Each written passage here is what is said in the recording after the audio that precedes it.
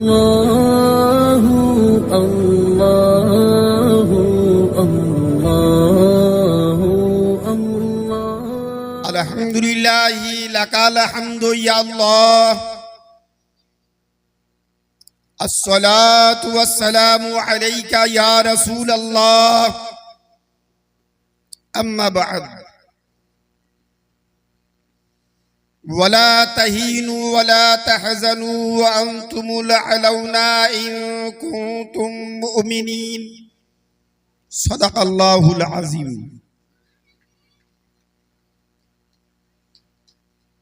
আলহামদুলিল্লাহ সমস্ত প্রশংসা মহান আল্লাহ রব্বুল আলামিনের নিমিত্তে, যিনি এক অদ্বিতীয় নিরাকার নিরঞ্জন ওয়াহদাহু লা শারীকা লাহ, অনাথের নাথ বিশ্ব স্রষ্টা আল্লাহ রব্বুল আলামিনের জন্য যাবতীয় প্রশংসা গুণকীর্তন সকলেই মহান আল্লাহ পাকের শত সহস্র শুকরিয়া আদায় করে মহব্বতে বলি আলহামদুলিল্লাহ আলহামদুলিল্লাহ। অতঃপর বিশ্বের শান্তির দূত, সাম্যবাদ ধর্মের প্রতিষ্ঠাতা, গণতান্ত্রিক ধর্মের প্রবর্তক, বিশ্বগুরু জগৎগুরু, মানব জাতির কল্যাণকারক, রহমতের ভান্ডার নবী মুহাম্মদুর রাসূলুল্লাহ সাল্লাল্লাহু তাআলা আলাইহি ওয়াসাল্লামের উপরে শত কোটি দরুদ ও সালাম বর্ষিত হোক। সকলেই বলি আল্লাহুম্মা আমিন। আল্লাহুম্মা আমিন। আজ আমরা এসেছি এখানে ওরুস মুবারক পালন করার জন্য, তাই না? ওরুস পালন করব কার? নবী বংশের সন্তান, গাউস পাকের বংশের সন্তান, ইমাম হাসান ও হুসাইনি বংশের সন্তান, বংশম পরম্পরা নবী বংশের সন্তানরা যারা সারা জীবনটা আল্লাহ ও রাসূলের মুহাব্বতে অতিবাহিত করেছেন, আজ আমাদের চোখের আড়াল হয়েছেন, অত্র এলাকায় বিভিন্ন স্থানে আরাম করছেন। বিশেষ করে এই করিসুন্ডা দরবার হযরত সৈয়দ শাহ হুসাইন রহমাতুল্লাহ আলাইহি, ওনার মুহাব্বতে, ওনার স্মৃতিচারণার জন্য, ওনাকে স্মরণ করার জন্য এই যে পরমাত্মাগণ যেখানে আরাম করছেন, গুনেগার পাপী তাপী আত্মার সংস্পর্শে নিজের প্রাণ, নিজের মনের কলুষতাকে দূরীভূত করে আমরা পরিষ্কার পরিচ্ছন্ন ইহ জগৎ পর জগতে নিয়ে আসার মানুষে অত্র এলাকার অলি প্রেমিক, গাউস প্রেমিক, খাজা প্রেমিকদের সহযোগিতায় এত বড় অনুষ্ঠান, এত বড় আয়োজন আমার সঞ্জীব বাবা জীবন করেছেন। তিনার অক্লান্ত পরিশ্রম, ওনার যারা ভক্ত আছেন, ওনারা যারা সহযোগী আছেন, আপনারা দেখুন যা দিয়েছেন, উনি নিজের পকেটে সেটা গ্রহণ করেননি, আপনাদের জন্য আউলিয়া ইকরামদের মুহাব্বতে সব টাকা পয়সা ব্যবস্থাপনা উনি সব কিছু করেছেন। শুধু আমি আউলিয়া ইকরামদের মুহাব্বত প্রত্যেকের অন্তরে হৃদয়ে জাগরণ করার জন্য, জাগৃত করার জন্যই এই পবিত্র উরুস মুবারকের ব্যবস্থাপনা। সুবহানাল্লাহ। সর্বোপরি আপনাদের উদ্দেশ্যে আমার করজোড়ে আবেদন, আমার বক্তব্যের সূচনা এখনই শুরু করব। আজ খুব গুরুত্বপূর্ণ একটা চ্যাপ্টার ওপেন করব বর্তমান ভারতবর্ষের অবস্থার দিকে তাকিয়ে। বর্তমান এই ভারতবর্ষের মুসলিম সমাজের অবস্থার দিকে তাকিয়ে একটি গুরুত্বপূর্ণ বিষয় সামনে নিয়ে আসার চেষ্টা করব।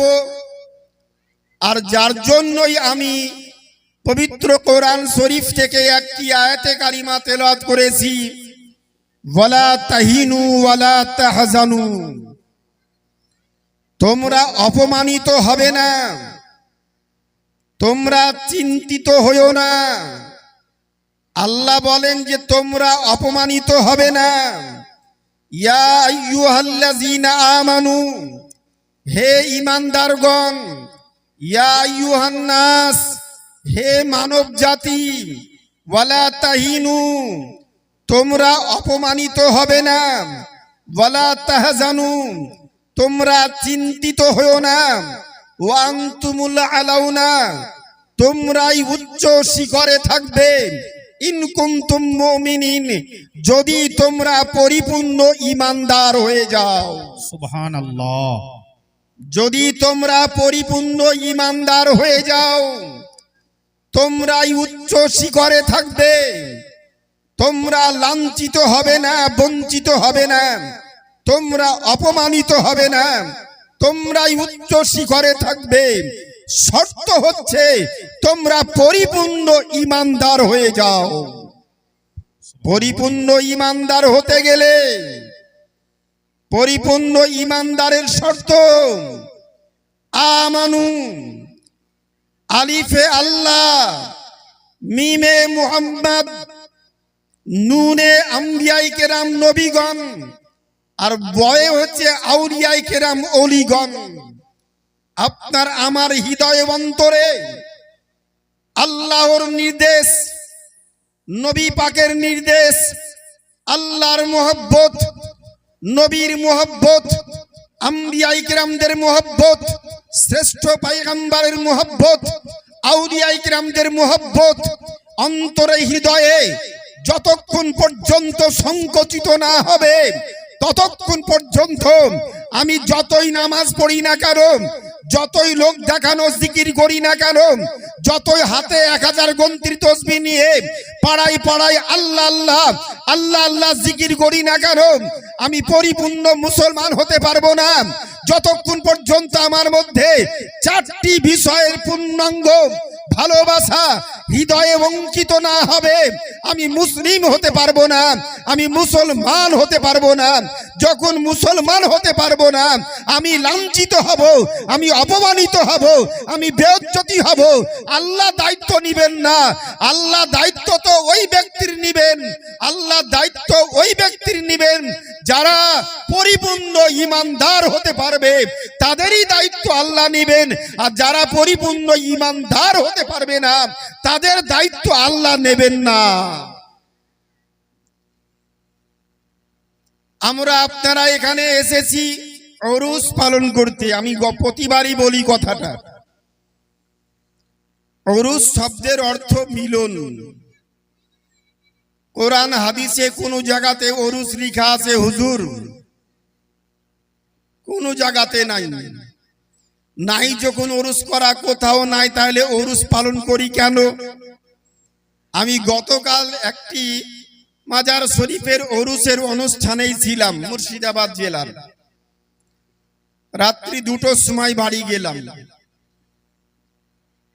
তো ওখানে দেখলাম কয়েক হাজার মানুষের উপস্থিতি।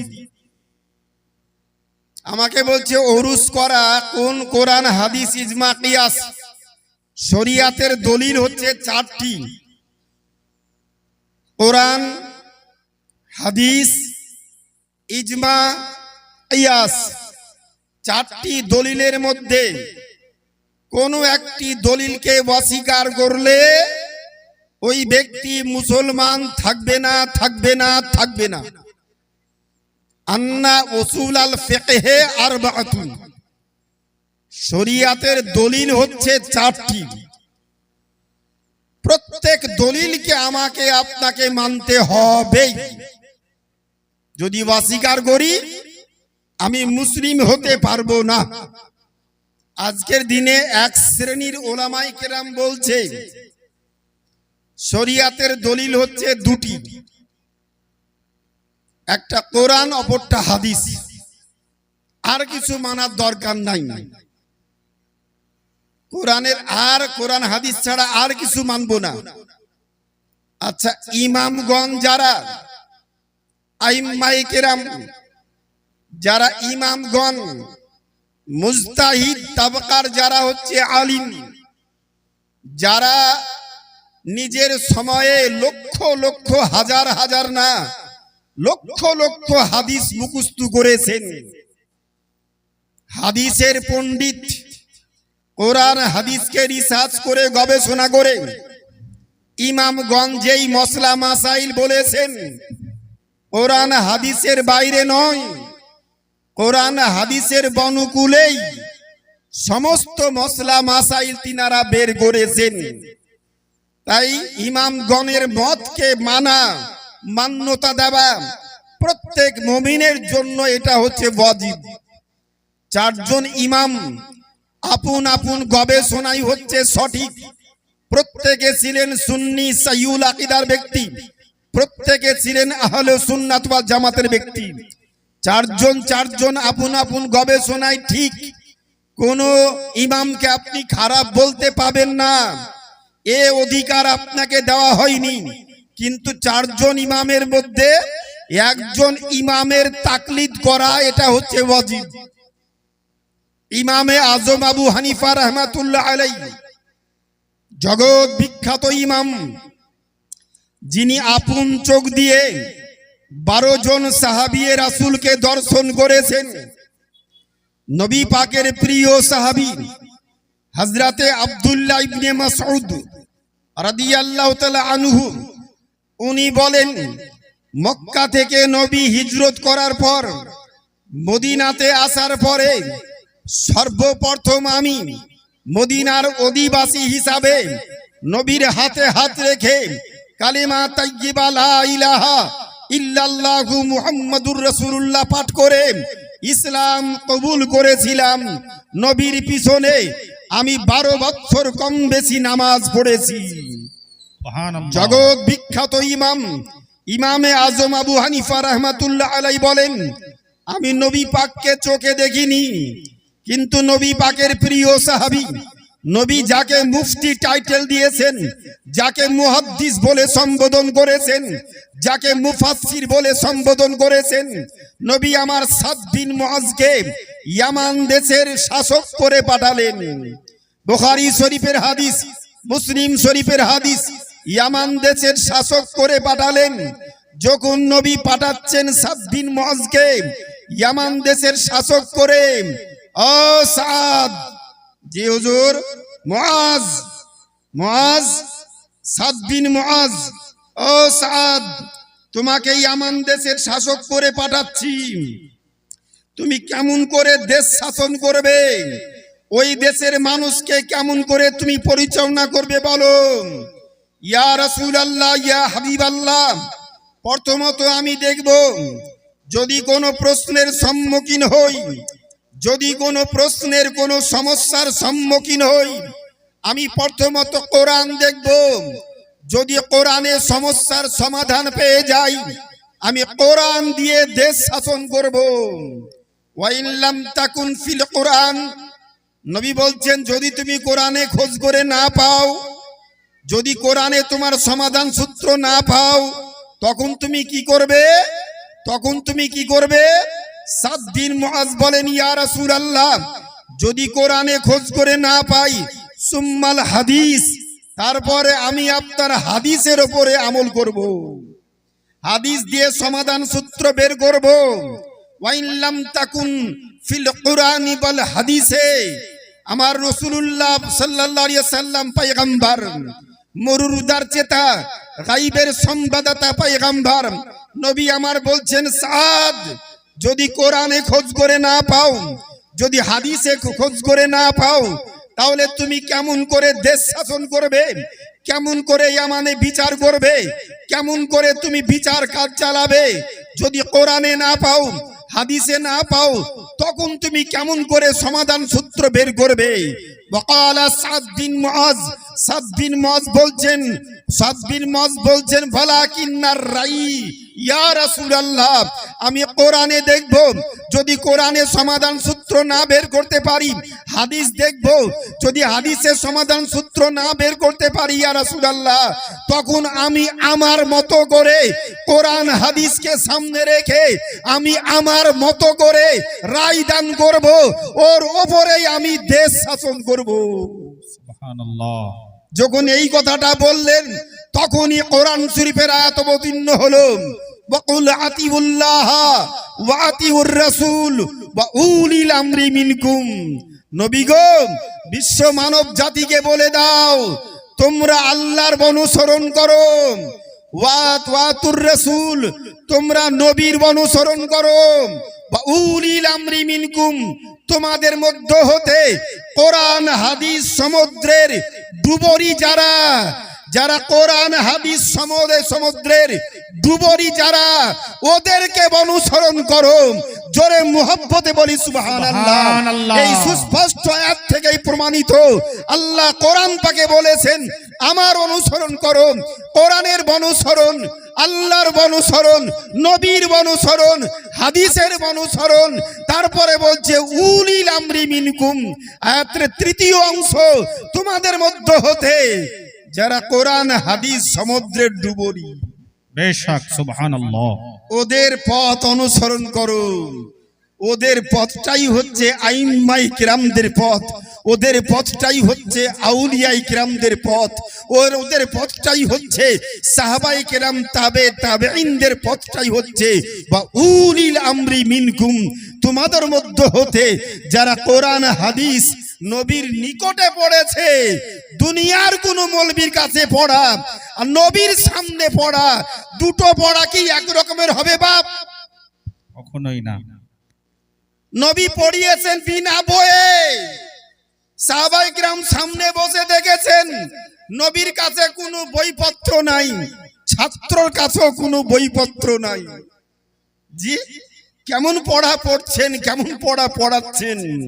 নবী এমন পড়া পড়ালেন, নবী বলছেন আমি এমন স্কুলে পড়েছি যেই শিক্ষকের হাতে বই ছিল না, ছাত্রর হাতে বই ছিল না, আমি পড়াচ্ছি এখন, আমার কাছে বই নাই, তোমার কাছে বই নাই। সুবহানাল্লাহ সুবহানাল্লাহ। আমি এমন স্কুলে পড়েছি যে স্কুলের শিক্ষক হচ্ছেন আল্লাহ, ছাত্র হচ্ছি আমি রাসূলুল্লাহ, আমি তোমাদেরকে পড়াচ্ছি, আমি শিক্ষক রাসূলুল্লাহ, ছাত্র হচ্ছে কুল আসহাবে কেরাম। সুবহানাল্লাহ সুবহানাল্লাহ। এই পড়ার মধ্যে কি কোনো ভেজাল থাকবে নাকি? এটা হচ্ছে আলা অন্য বড় স্টেজের পড়া। ইলম তিন প্রকারের ইলম, ইলমে জাহেরি, ইলমে বাতেনি, তৃতীয় নাম্বার ইলম হচ্ছে ইলমে লাদুনি। একটা প্রকাশ্য জ্ঞান, একটা অপ্রকাশ্য জ্ঞান, আর একটা হচ্ছে আপনার বেলায়েতের মাধ্যমে প্রাপ্ত জ্ঞান। প্রাপ্ত জ্ঞান, পড়াশোনা করে যে জ্ঞান অর্জন না হয়, কামিল মুকাম্মাল মুর্শিদের সেবা করে খিদমত করে পাঠ্য পুস্তকের জ্ঞানের থেকে হাজার হাজার গুণ জ্ঞান আল্লাহ কামিল মুকাম্মাল পীরের মুহাব্বতে থেকে তাদের ভালোবাসায় জীবন যাপন করলে পাঠ্য পুস্তকের জ্ঞানের থেকেও হাজার গুণের বেশি জ্ঞান আপনি পেতে পারেন। আল্লাহর প্রদত্ত জ্ঞান, সেটাই হচ্ছে ইলমে লাদুনি। बेशक नाराए तकबीर, नाराए रिसालत, गौस का दामन, ख्वाजा का हिंदुस्तान, हजरत सैयद हुसैन शाह किरमानी बाबर उर्स मुबारक, नाराए तकबीर। আজ আমরা এখানে এসেছি ঔরুস পালন করতে। ঔরুস, কালকে আমাকে প্রশ্ন করছে ঔরুসের কথা কোরআন হাদিস কোন জায়গাতে লেখা আছে, দলিলটা দিতে হবে, তাই নাকি? আর যুগ যুগ ধরে ঔরুস চলছে, 1400 বছর ধরে চলছে ঔরুস। দলিল আজকে আমি দিব না তোমাকে দিতে হবে? এ জাতের কবে উন্নতি হবে? 1400 বছর পূর্বে নামাজ ফরজ হলো। নবী পাক মক্কার মাটিতে 12 বছর, মদিনার মাটিতে 11 বছর, 63 বছর নিজের হাতে নামাজ শিক্ষা দিলেন, ফরজ করলেন আল্লাহ। আর বাস্তবে প্র্যাকটিক্যালে নামাজকে কমপ্লিট করলেন, পরিপূর্ণভাবে নামাজ পড়লেন আমার রাসূলুল্লাহ। সুবহানাল্লাহ। হাজার হাজার লক্ষ লক্ষ সাহাবায়ে কেরাম নবী পাকের জীবদ্দশায় নামাজ পড়া কমপ্লিট করলেন, নামাজ পড়া শিখলেন।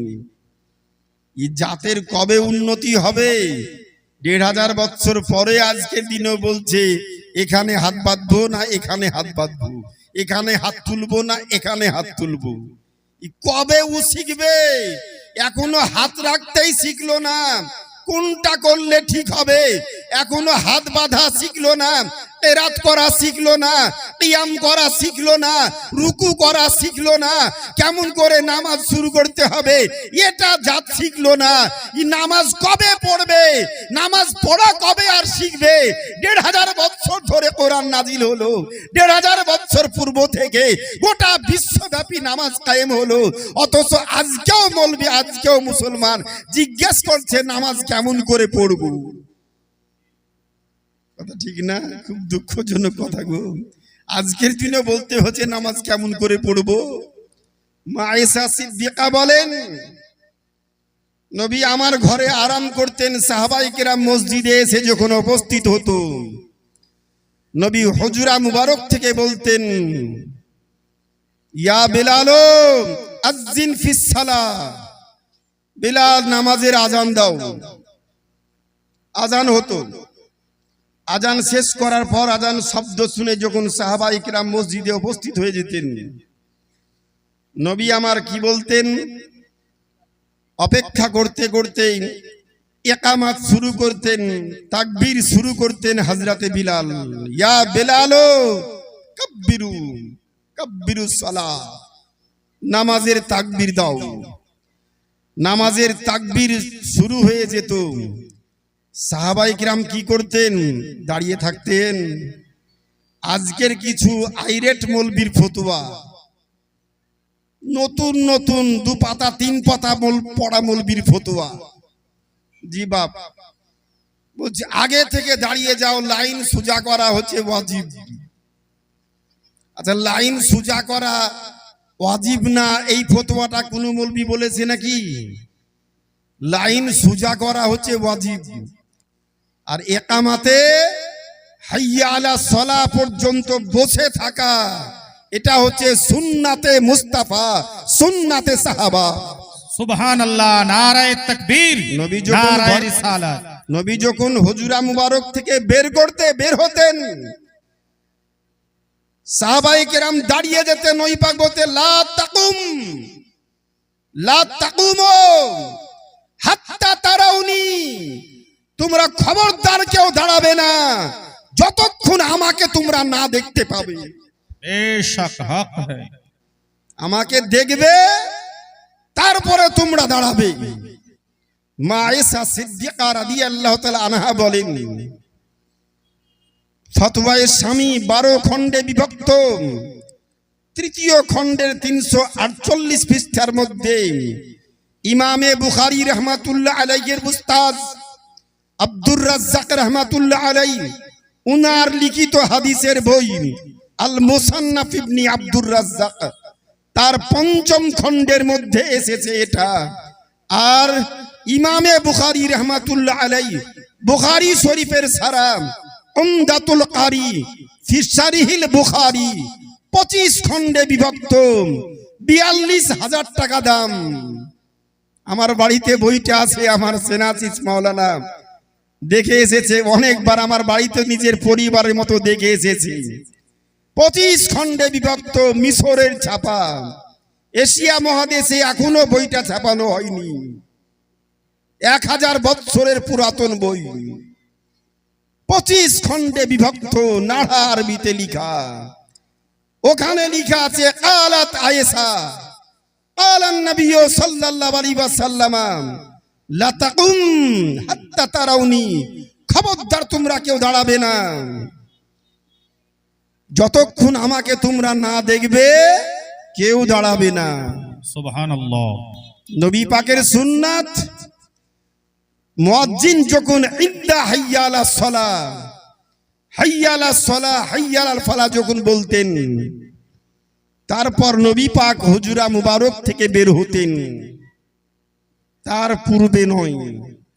লাইন সোজা করা এটা ওয়াজিব, আর লাইন সোজা করার পূর্বে হাইয়া আলাস সালাহ পর্যন্ত বসে ইকামত শোনা এটা হচ্ছে সুন্নাতে রাসূল, সুন্নাতে মুআক্কাদা। সুবহানাল্লাহ। অতএব আমরা সুন্নাতও পালন করব, ওয়াজিবও পালন করব, দুটোই আদায় করব। দুটো আদায় করলে যদি আমার কোনো অসুবিধা না হয়, আমাকে বাদ দেওয়ার অধিকারটা কে দিল যে একটা বাদ দিতে হবে? নাকি বলেন আমি দুটোই আমল করব, সুন্নাত আমল করব, ওয়াজিবও আমল করব। চলে আসি আলোচনায়। ওয়ালা তাহিনু ওয়ালা তাহজানু ওয়া আনতুমুল আলাউনা ইন কুনতুম মুমিনিন। নবী পাক মহান আদর্শের প্রতীক, মহান আদর্শের পয়গম্বর, যার উত্তম চরিত্র দেখে অমুসলিমরা দলে দলে ইসলাম কবুল করেছিল, যার আদর্শে মুগ্ধ হয়ে বিশ্বব্যাপী ইসলাম বিস্তার লাভ করেছে। নবী পাকের প্রিয় সাহাবী, অর্ধ পৃথিবীর মালিক, অর্ধ পৃথিবীর বাদশা, আমিরুল মুমিনিন সাইয়্যিদুনা উমারে ফারুক রাদিয়াল্লাহু তাআলা আনহু। কি মুসলমানের আদর্শ থাকা দরকার! আজকে আমাদের কি চরিত্র চলছে? আজকে এই দেশের মাটিতে সর্বত্রই ধর্মীয় রাজনীতিকে সামনে রেখে রাজনৈতিকবিদরা যে যেমন করে পারছে মসজিদ মন্দির নিয়ে দেশ শাসন ব্যবস্থা বর্তমানে শুরু হয়েছে। বাপ, এটা বড় ক্ষতিকারক, এটা কিয়ামতের নিদর্শন, এটা পৃথিবী ধ্বংসের লক্ষণ। অল্প সময়ের মধ্যে পৃথিবী নিকটে। কেন?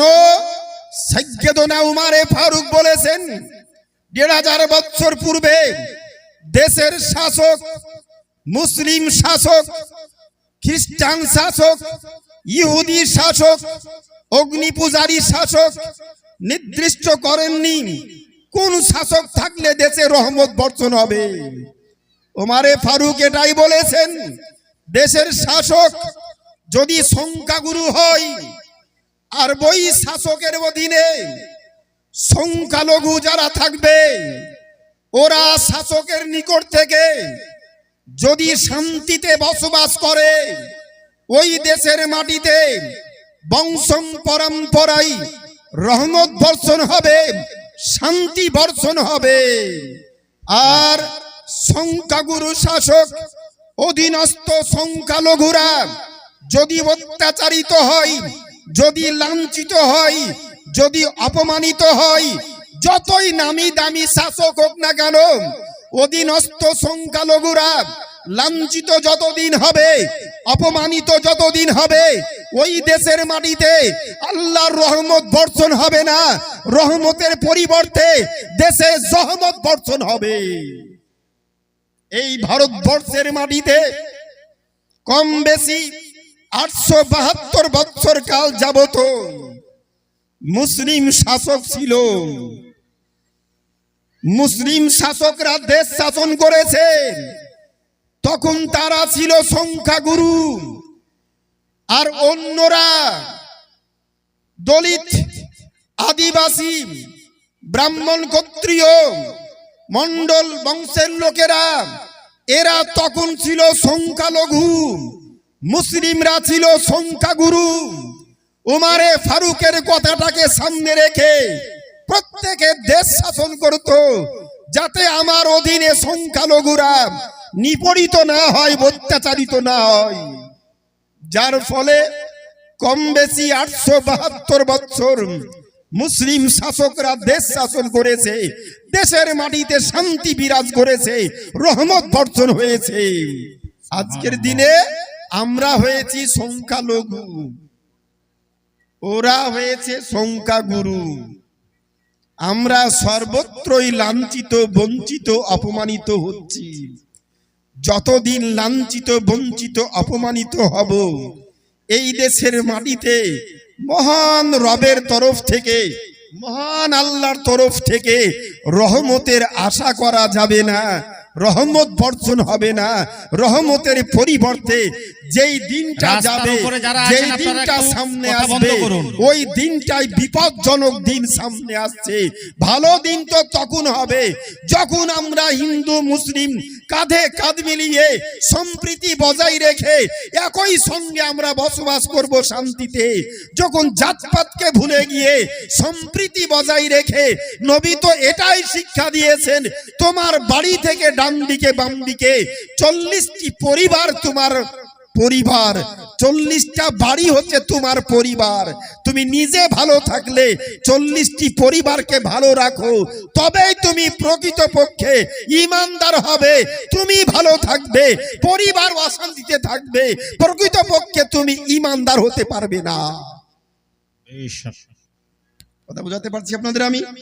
আমি খুব গুরুত্বপূর্ণ কথা, একেবারে মনের আবেগ, মন থেকে বের করে একেবারে নিগড়িত কথা, যেটা বাস্তব অবস্থা। আমরা শিক্ষিত মানুষরা অনেক দূরে যেন আজকের দিনে সরে গিয়েছি। সাইয়্যিদনা উমরে ফারুক এত মেজাজি লোক ছিলেন, এত মেজাজি লোক ছিলেন, আল্লাহু আকবার। তিনার জীবনীতে লেখা আছে, তিনি কখনো মোমের মতো নরম, আর কখনো তিনি কালো পাথরের মতো শক্ত ছিলেন।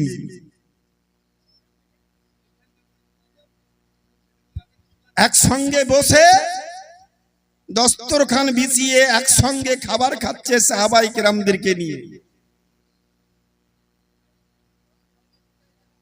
ছোট্ট ঘটনাটা, আচ্ছা এদিকে খেয়াল করে, ওদিকে খেয়াল করেন না। ওরা আস্তে আস্তে ঠিক সরে যাবে, আপনি আমার দিকে খেয়াল করুন। একসঙ্গে খাচ্ছেন, একজন সাহাবিয়ে রাসূল উমরে ফারুকের পাশে বসে আছেন, খাবার উঠাচ্ছেন, খাচ্ছেন। সাইয়্যিদনা উমরে ফারুক কদু লাউ, মরুভূমির খুব ঠান্ডা খাবার, নবী পাকের খুব প্রিয় মিষ্টি খাবার, খুব সুস্বাদু খাবার, লাউ কদু, পেট ঠান্ডা রাখার খাবার। তোমার নবী পাক খুব ভালোবাসতেন, আর উমরে ফারুকও খুব ভালোবাসতেন। যেহেতু নবী যা ভালোবাসতেন, সাহাবায়ে কেরাম প্রত্যেকে তাই ভালোবাসতেন। সুবহানাল্লাহ। খাচ্ছেন, তো নিজে খাচ্ছেন আর বারবার ডান দিকে সাহাবী বসে আছে, ওর দিকে সরিয়ে দিচ্ছেন। তো যত সরাচ্ছেন তত এদিকে সরিয়ে দিচ্ছে। উমরে ফারুক পরপর 3 বার দেখলেন। চতুর্থ নাম্বারে বলছেন, কি ব্যাপার, আমি যে তোমার দিকে লাউ কদুর তরকারি এগিয়ে দিচ্ছি, তুমি বারবার সরিয়ে দিচ্ছ কেন? মাফ করবেন হুজুর, আমি এই তরকারিটা পছন্দ করি না। হ্যাঁ, কি বললে? আমি এই তরকারিটা পছন্দ করি না হুজুর। তাই নাকি? উমরে ফারুক হাতখানা ধোয়ার দরকার আর মনে করেননি। মুখটা ঘুরিয়ে নিয়ে পিছন দিকে ব্যাগে রাখা ছিল তরবারি, খাপ থেকে তরবারি বের করে বোঝায়, দাঁড়া, কি ব্যাপার? যে নবীর প্রিয় বস্তুকে পছন্দ করে না, উমরে ফারুকের কাছে কতল ছাড়া তার কোনো বিচার থাকে না। কালো পাথরের মতো শক্ত, নবীর মুহাব্বতে কোনো আপোষ নাই, ঈমানের সঙ্গে কোনো আপোষ নাই। সব জায়গাতে আপোষ করব, ব্যক্তি হিসাবে আপোষ করব, চারিত্রিক দিক থেকে আপোষ করব, কিন্তু ঈমানের দিক থেকে তিলকণা পরিমাণ কারো সঙ্গে আপোষ করবে না। এটা হচ্ছে হোসাইনি মুসলমানদের কাজ। সুবহানাল্লাহ। নারায়ে তাকবীর, নারায়ে রিসালাত, শহীদানে কারবালা, সৈয়দ হুসেন শাহ কিরমানি বাবার উর্স মুবারক। ব্রাদার ইসলাম, ছোট্ট করেই বলি, কখনো তিনি মোমের মতো নরম। 10 বছর দেশ শাসন করেছেন। সাইয়েদনা আবু বকর সিদ্দিকের ইন্তিকালের 2 বছর পরের একটি ঘটনা। সন্ধ্যার পর এশার নামাজ পড়ে বাড়ি ঢুকেছেন উমারে ফারুক। বাড়িতে ঢুকার পরে রাজকোষের হিসাবপত্র উনি বসে বসে করতেন। কোন দেশের মানুষ যদি ওই সময়কালে তিনার কাছে আসতো, রাজপ্রাসাদের রাজকোষের অর্থ টাকা দিয়ে তেল, জাইতুন, প্রদীপ, লাইট জ্বলতো, ওই লাইটে উনি হিসাবপত্র করতেন। দেশের কোনো মানুষ যখন আসতো, হুজুর আসসালামু আলাইকুম। ওয়ালাইকুম সালাম, কি ব্যাপার? হুজুর আপনাকে দুটো কথা বলবো। কত কঠোর ছিলেন, শক্ত ছিলেন, ইমানে আপোষ নাই। দেখো, যদি শরীয়ত সম্মত মসলা মাসাইল, ফতুয়া ফারাইজ, যদি দেশ শাসনের ক্ষেত্রে আমার দেশ শাসন করতে গিয়ে কোনো ত্রুটি বিচ্যুতি, দেশের মানুষের অভাব অনটন, এই বিষয়ে যদি কোনো আবেদন করো, তাহলে এই প্রদীপ জ্বলবে। আর যদি ব্যক্তিগত কোনো কথা বলো, ইতফাই সিরাজ, আগে এই রাজকীয় পয়সার এই প্রদীপ লাইটটাকে বন্ধ করো। ইতফাই সিরাজ সুম্মা কালামি, আগে বাতিটা বন্ধ করো, তারপরে তুমি আমার সঙ্গে কথা বলো। কারণ রাজপ্রাসাদের টাকা দিয়ে ব্যক্তিগত কোনো তোমার সঙ্গে আমার কথোপকথন হবে না। সুবহানাল্লাহ, সুবহানাল্লাহ। ইমানে কোনো আপোষ নাই, এত কঠোর। লোকজন যখন সব আপন আপন বাড়িতে গিয়ে ঘুমিয়ে যেত হিসাবপত্র শেষ করার পর, উনি প্রতি রাত্রে বেরিয়ে যেতেন অতন্ত্র প্রহরীর ন্যায়। দেশের শাসক হও তো উমারে ফারুকের মতো হও। নিজকে আমি ঠিকাদার বলবো, জামিনদার বলবো, আর আমি নিজকে বাঁচাবো আর অপরকে ধ্বংসের পথে এগিয়ে দিব। হতে পারে না, হতে পারে না। রাত্রি এশার নামাজ পড়ে কাজকর্ম শেষ করার পর আসলাম নামক এক গোলামকে সঙ্গে নিয়ে উমারে ফারুকের কাজ ছিল সারা রাত্রি এক এক দিন এক এক এলাকায় ভ্রমণ করতে যাওয়া। সারা রাত্রি সফর করছেন বিভিন্ন স্থানে। দেশের মানুষকে কেমন আছে কিনা, কে আরাম করে ঘুমোচ্ছে, কোন পাড়াতে অশান্তি চলছে, কোন পাড়াতে কি অশান্তি চলছে, উনি সারা রাত্রি অতন্ত্র প্রহরীর ন্যায় গোটা দেশের মাটিতে 10 বছর আমিরুল মুমিনিন, 10 বছর উনি সারা রাত্রি সফর করেছেন। জোরে বলুন সুবহানাল্লাহ। একদিন রাত্রে চলেছেন আসলাম গোলাম চাকরকে নিয়ে সঙ্গে। নিজ বাড়ি থেকে 4 মাইল পথ অতিক্রম করে উনি চলেছেন মাকামে হেমাস, আরিয়াতুল হেমাস। ওই পাহাড়ি মরুভূমি এলাকার ছোট্ট একটা গ্রাম হচ্ছে হেমাস, ওখানে গিয়েছেন। উনি হেঁটে চলে যাচ্ছেন। এক বাড়ি থেকে কান্নার শব্দ, দুটো বাচ্চার কান্নার শব্দ ভেসে আসছে। দুটো বাচ্চার কান্নার শব্দ ভেসে আসছে। মা খাবার দাও, মা খাবার দাও, মা খাবার দাও। সাইয়েদনা উমারে ফারুক রাদিয়াল্লাহু তাআলা আনহু কর্ণকুহুরে আওয়াজ পাওয়ার পরেই ঘোড়া থেকে নেমে উনি আস্তে আস্তে গেলেন বাড়ির গেটের সামনে। ভাঙাচোরা বাড়ি, অত ভালো ঘেরাও করা বাড়ি না। দুটো বাচ্চা ছিলবিলিয়ে কান্না করছে, মা খাবার দাও, মা খাবার দাও, মা খাবার দাও। আর এদিকে মেয়েটা উঠোনে চুলা জ্বালিয়ে হাড়ি চাপিয়ে আগুন দিচ্ছে আর বলছে, বাবু একটু থামো, খাবারটা হলেই দিচ্ছি, একটু থামো, খাবারটা হলেই দিচ্ছি। উমারে ফারুক রাদিয়াল্লাহু তাআলা আনহু দীর্ঘক্ষণ উনি দাঁড়িয়ে থাকলেন, ভাবছেন কি রান্না করছে মেয়েটা। বিপহর রাত্রি আগুন জ্বালিয়েই যাচ্ছে, আগুন জ্বালাচ্ছে অথচ খাবার নামাচ্ছে না কেন? এমন কি জিনিস রান্না করছে? বাচ্চাগুলো কান্না করে করে গলার আওয়াজ, গলার স্বর যখন বসে গিয়েছে আর কান্না বেরোচ্ছে না, সাইয়েদনা উমারে ফারুক রাদিয়াল্লাহু তাআলা আনহু উনি মা বলে সম্বোধন করছেন। মা, মা, তুমি কি রান্না করছো মা? এতক্ষণ তোমার রান্না হয় না, তুমি এত কঠোর দিলের মা কেন? তোমার মনে কি একটুও মায়া মমতা নেই? বাচ্চাগুলোর কান্না কি তোমার কর্ণকুহরে যায় না? তুমি কি রান্না করছো মা? হঠাৎ করে দ্বিপ্রহর রাত্রে পুরুষ ব্যক্তির শব্দ শুনে মেয়েটা হচ্ছকিয়ে গিয়েছে, আটকে উঠে যা ছিল পরনে তাড়াতাড়ি করে আবৃত হয়ে থরথর করে কাঁপছেন, ভয়ে বিতস্ত হয়ে। জননী মা গেটের সামনে এসে বলছে, কে গো? আপনি কে? আপনি এত রাত্রে আমার বাড়ি দরজায় কেন? আপনি কোথা থেকে এসেছেন? কে কে আপনি? আপনাকে তো চিনলাম না। সাইয়েদনা উমারে ফারুক নিজের পরিচয়কে গোপন রেখে বলছেন, মা কি হয়েছে তোমার? কি রান্না করছো? এতক্ষণও খাবার তৈরি হয় না, তোমার মনে কি একটুও মায়া মমতা নেই? মেয়েটা চোখ দিয়ে টসটস করে পানি ঝরে গেল। মেয়েটা বলছে, তুমি কে আমি জানি না, আর তোমাকে আমার দুঃখের কথা বলেও কিছু লাভ হবে না।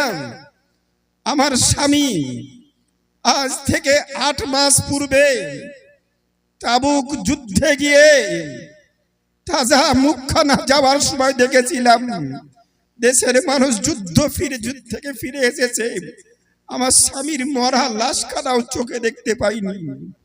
2 বাচ্চা রেখে স্বামী তাবুকের যুদ্ধে গিয়ে শাহাদাত বরণ করেছে, তার মৃত্যুর মুখখানাও চোখে দেখতে পাইনি। ধৈর্য ধারণ করেছি, আল্লাহর রাস্তায় স্বামী শাহাদাত বরণ করেছে, আমি মুহাব্বতে মেনে নিয়েছি। আল্লাহর কাছে শুধু একটাই আবেদন করেছি, আল্লাহ আমার স্বামীর শাহাদাতকে কবুল করে নাও। কিয়ামতের দিনে একটাই আবেদন, আমি যেন শহীদের স্ত্রী হয়ে হাসরের প্রান্তরে আল্লাহ আমি উঠতে পারি, এটাই হচ্ছে আমার আবেদন নিবেদন। নারায়ে তাকবীর, নারায়ে রিসালাত। আমি কিছু আর চাই না, আমি কিছু আর চাই না। আমার দুঃখের কথা, ব্যথার কথা শুনে তোমার লাভটা কি হবে? বলে, মা মন খুলে বলো, তোমার যতই বিপদ হোক না কেন আমি কথা দিচ্ছি তোমার বিপদ উদ্ধার করব। সাইয়েদনা উমারে ফারুক মেয়েটার কথা একেবারে দাঁড়িয়ে দাঁড়িয়ে শুনছেন। মেয়েটাও চোখ দিয়ে টসটস করে পানি ঝরছে, মনের কথা খুলে বললেন। শোনার পর সাইয়েদনা উমারে ফারুক নিজের পরিচয়কে গোপন রেখে আসলাম গোলামকে বললেন, চলো বাড়ি চলো। এই তো বহুজন জিজ্ঞেস করে বিপদের কথা, কিন্তু সঙ্গী কেউ দেয় না, সহমত পোষণ করে না, সাহায্য করে না। তুমি এতক্ষণ বলছিলে যা চাইবে তাই দেব, সব বিপদ দূর করব, কিন্তু এই তো শোনা শেষ, এবার তুমি রাস্তা দেখছো, যাও। আমি আল্লাহর কাছে বিচার দিয়েছি, আল্লাহ আমার হেফাজত করবে, আল্লাহ আমার হেফাজত করবে। জননী মায়ের দিকে তাকিয়ে উমারে ফারুক বলছে, বলো একটু খুলে, তুমি কি রান্না করছো? বলে, কিচ্ছু নাই, যা ছিল 8 মাস বাড়িতে জমানো সম্পদ সব শেষ করেছি। 3 দিন বাড়িতে কোনো খাবার নেই। বাচ্চাগুলো যখন সকাল সকাল আমার কাছে ছুটে আসে, মা খাবার দাও, আমি মা তো বাচ্চাগুলোকে বাড়িতে রেখে দিয়ে আমি খাবার সন্ধানে আমি বেরিয়ে যাই। সন্ধ্যার সময় বাড়িতে ফিরে আসি, খাবার ব্যবস্থা করতে পারি না। আমি ফাঁকা হাঁড়িতে পানি দিয়ে আগুন জ্বালাই, বাচ্চাগুলো কান্না করে করে যখন ঘুমিয়ে যায়, আমিও মা হাঁড়িটা নামিয়ে নিয়ে বাচ্চার পাশে আঁচলটা পেড়ে আমিও ঘুমিয়ে যাই। পরপর 2 রাত্রি পার হয়েছে, বাচ্চাগুলো কান্না করে করে ঘুমিয়ে গিয়েছে। আজকে 3য় রাত্রি, বাচ্চাগুলো ঘুমোচ্ছে না, আমিও মা ঘুমোতে পারছি না, আমিও মা ঘুমোতে পারছি না। এই কষ্ট, এই দুঃখ দুর্দশা আমি কাকে শোনাবো, আমি কাকে শোনাবো? উমারে ফারুক পরিচয় গোপন রেখে চলে আসলেন। আসার পর আসলাম গোলাম, চাকর গোলামকে নিয়ে বললেন, আসলাম চলো বাড়ি চলো। দ্রুত গতিতে বাড়ি আসলেন।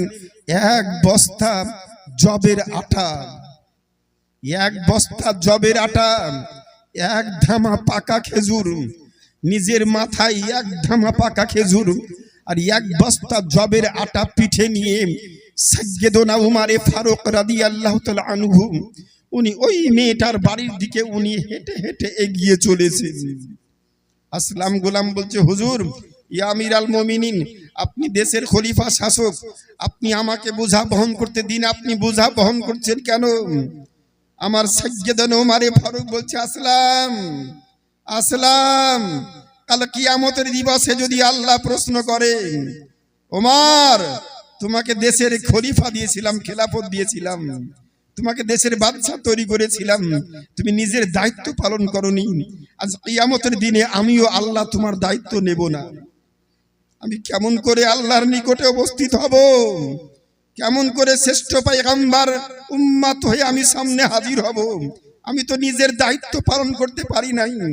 আমার দায়িত্ব, আমার বোঝা আজকের দিনে আমাকেই বহন করতে দাও। নিজে কষ্ট করে বহন করে ওই মেয়েটির বাড়িতে গিয়ে হাজির হলেন উমারে ফারুক দিপহর রাত্রে। যাওয়ার পর বললেন, কই পানি দাও, জায়গা দাও। নিজের হাতে আটা সেনে রুটি তৈরি করে, গরম গরম রুটি তৈরি করে বাচ্চাগুলোকে খাওয়াচ্ছেন। খাও বাবা, জান ভরে খাও, প্রাণ ভরে খাও। সাইয়্যিদুনা উমারে ফারুক, যার চরিত্র এত আদর্শ, এত উত্তম চরিত্র দেখছে মেয়েটাকে সবশেষে বলছে, ছেলেগুলো খেয়েছে না, এবার মা তুমি এবার জান ভরে খাও। মেয়েটি চোখ দিয়ে টস টস করে পানি ঝরে যায়। বাচ্চাগুলো 3 দিন মনাহারে ক্ষুধার্ত। আমি 1 সপ্তাহ কোনো কিছু খাবার খাইনি পানি ছাড়া, আমি পানি ছাড়া কোনো খাবার খাইনি 1 সপ্তাহ ধরে। আজকে যখন আপনি বলছেন ঠিক আছে খাচ্ছি, 1 খানা রুটি হাতে নেবার পর অর্ধেকটা ভেঙে খেয়েছেন, অর্ধেক আর ঢুকে না। আল্লাহর সন্তুষ্টি লাভে মুহাব্বতে পাগল হয়ে মেয়েটা 2 হাত তুলে দোয়া করেছে, আল্লাহ, ইয়া ইলাহাল আলামিন, আল্লাহ, আমার দেশের খলিফা উমর দেশের লোকের খোঁজ রাখে না, সংবাদ রাখে না, আল্লাহ আমার দেশের খলিফা উমরকে ধ্বংস করে দাও, উমরের সিংহাসন ধ্বংস করে দাও, আর উমরের স্থানে এই রকম একজন ইমানদার পরেশগার নেককার এই রকম ব্যক্তিকে ওই আসিনে বসিয়ে দাও। সুবহানাল্লাহ, সুবহানাল্লাহ। দোয়া করছে। পিছন থেকে আমার উমারে ফারুক রাদিয়াল্লাহু তাআলা আনহু উনি পিছন থেকে দাঁড়িয়ে বলছে, মা, তুমি যার জন্য দোয়া করছো ওই ব্যক্তি হচ্ছি আমি, আর যার জন্য বদদুয়া করছো ওই ব্যক্তি হচ্ছি আমি। আমাকে তুমি ক্ষমা করে দাও, মাফ করে দাও মা, আমি এই এলাকায় 1 সপ্তাহ দেখতে আসতে পারিনি। মুসলিমের চরিত্র কেমন হওয়া উচিত? মান সালিমাল মুসলিমুনা মিন লিসানি ওয়া ইয়াদিহি। বিশ্ব নবী আমার বলেছেন, এক মুসলমান অপর মুসলমানের হাত থেকে যতক্ষণ নিরাপদ না থাকবে, শান্তিতে বসবাস না করবে, ততক্ষণ পর্যন্ত ওই ব্যক্তি প্রকৃতপক্ষে ঈমানদার হতে পারবে না, মুসলমান হতে পারবে না। সাইয়্যিদুনা উমারে ফারুকের জামানার আর একটা কথা মনে পড়ে গেল। সময়ের দিকে লক্ষ্য রেখেই বক্তব্য রাখবো। একেবারে খুব জোশের শুরু অবস্থাতেই আছি। আমি দুর্ভাগ্য, বড় দুঃখিত, বড় আফসোস আমার হয়, এত দুর্গম পথ অতিক্রম করে আসি, এত কর্মব্যস্ততা আল্লাহ আমাকে দান করেছে। এই দিনমান আজকে রবিবারের দিন এসেছি, রাত্রে আবার সারাত্রি বাড়িতে গিয়ে পৌঁছে আবার আগামীকালকে আমার আবার স্কুল করতে হবে। আমি স্বেচ্ছায় সরকারি চাকরি করি, কোনোদিন কামাই করার চেষ্টা করি না, কারণ এটা এক ধরনের ধোঁকা হয়ে যাবে। আমি সরকারের কাছ থেকে পরিপূর্ণ টাকা নেব আর আমি ফাঁকি দিব, আল্লাহর কাছে ওই হিসাবটাও আমাকে দিতে হবে। মন তো বলে আমি আরো 2 ঘন্টা 3 ঘন্টা সব জায়গাতে প্রোগ্রাম করব, আমার এলাকায় পারি, বাইরে এসে ওটা সময় দিতে পারি না, খুব দুঃখিত বাপ। সাজ্জাদানা উমারে ফারুকের সময় আর একটি উন্নত মানের ঘটনা ঘটল। হেকায়াতে সাহাবায়ে কেরামদের জীবনীর মধ্যে এই কথাটি এসেছে 868 পৃষ্ঠার মধ্যে। আজকেই সকালে দেখছিলাম উমারে ফারুকের জামানায় একজন ব্যক্তি বিদেশ থেকে ব্যবসা করার জন্য বণিক ব্যবসায়িক হিসাবে মদিনার মাটিতে আসে।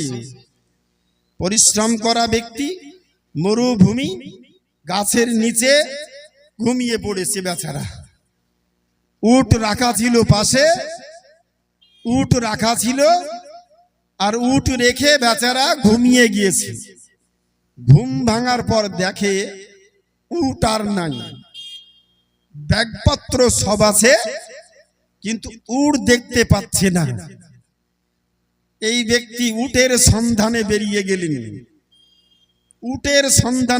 গেলেন। মদিনার অলি গলি বিভিন্ন বাগানের দিকে খোঁজ করে দেখতে পেলেন কিছু দূরে গিয়ে আমার উটটা পড়ে আছে। কাছে গিয়ে দেখলেন আমার উটটা ক্ষতবিক্ষত অবস্থায় পড়ে আছে। উটটাকে কেউ মেরে দিয়েছে, পিটিয়ে মেরে দিয়েছে, পাথরের আঘাত করে মেরেছে। ওই জায়গাতে 2 জন ব্যক্তি দাঁড়িয়ে আছে আর রাগে ফুঁসছে, মানে উট মারার পরেও রাগ ঠান্ডা হয়নি, রাগে ফুঁসছে, পাথর আঘাত করে উটটাকে মেরে দিয়েছে। এই ব্যক্তি দেখলো আমার উটকে কে মেরেছে, উটটা মরলো কেমন করে? তোমার উট? বলে হ্যাঁ, তোমার উটকে আমরা মেরেছি। কেন? আমার জমির ফসলে লেগেছিল, ফসল নষ্ট করেছে, যার জন্য তোমার উটটাকে পিটিয়ে থেতলে মেরে দিয়েছি। এই সাহাবী রাগ রুখতে না পেরে পাশেই ছিল পাথর পড়ে, পাথর তুলে একেবারে ওই ব্যক্তির মাথায় কপালে লেগেছে, দর করে রক্ত গড়ে কিছুক্ষণ পরে মৃত্যুবরণ করল। সাজ্জাদানা উমারে ফারুকের নিকটে বিচার গিয়েছে। উমারে ফারুকের বিচার খুব শক্ত বিচার। নবী পাকের জামানার এক ইহুদির কথা আর এক মুনাফিক মুসলমানের কথা। মুনাফিক মুসলমান আর এক ইহুদির পাশাপাশি জমি, নদীর ধারে জমি, নদীর ওপরের প্লটটা হচ্ছে ইহুদির, পরের প্লটটা হচ্ছে মুসলিমের, ওই মুনাফিক মুসলমানের। তো জমির সেচ দিবে কার জমিতে প্রথমে পানি দিবে, এর না ওর? মুসলমান, এই মুসলমান এই বলছে হবে না, আমি মুসলমান, আমার জমিতে আগে সেচ দিব, তারপরে তোমার জমিতে সেচ হবে। চরম বিতর্ক বেঁধে যায়। অমুসলিমের দৃঢ় বিশ্বাস প্রথম যার জমি তার জমিতেই আগে হবে, তারপরে পরের জমিওয়ালা হবে।